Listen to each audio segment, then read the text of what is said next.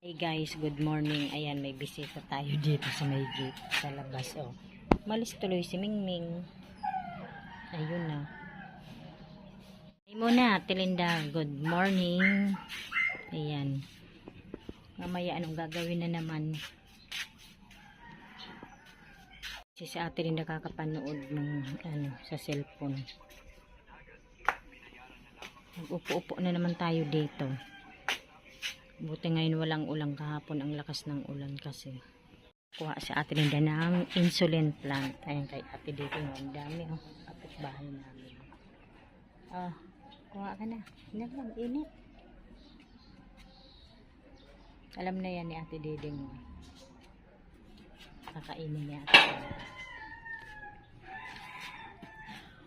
Ano yan sa sugar pang baba? Anong lasa? Maasim. Init. Ay, ganun. Maasim pala.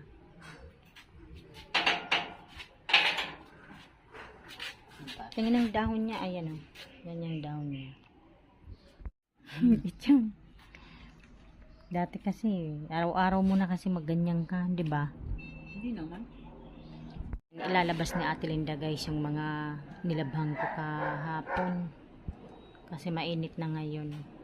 Kahapon ang lakas ng ulan, di ba?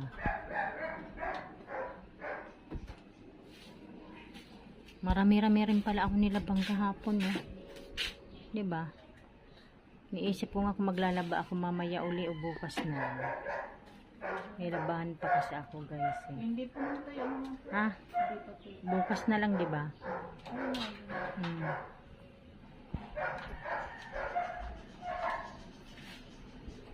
Ayan. Ilabas muna natin ang ating mga sinampay. Kasi tapos na ako dyan. Ilan tayo niyan? Ewan ko kay Kenneth. Gusto yung tao sa amin. Puro na-stand na lang. Ang kadyan madulas. Yan, dyan lang yung sampayan.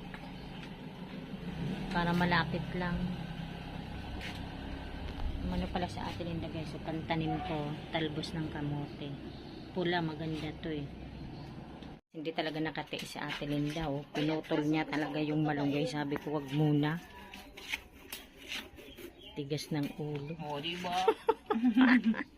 Ayan na tuloy. Tatanim ko rin. Dapat dito mo din. Hindi, dito Mamaya lang. mamatay yan. Kasi may tubig dito, mabubuhay. Ang bilis lang. Sinusok ko nga lang yan. Biglang tumubo. Ayan. Kahit maliit lang yung mini garden natin na nakakatawa. Ha? Yun iniinit ko. Yung corned beef na may patatas. Ayan guys, hanggang dito na lamang. Maraming salamat po sa inyong lahat sa panonood sa aming channel. God bless everyone. Bye.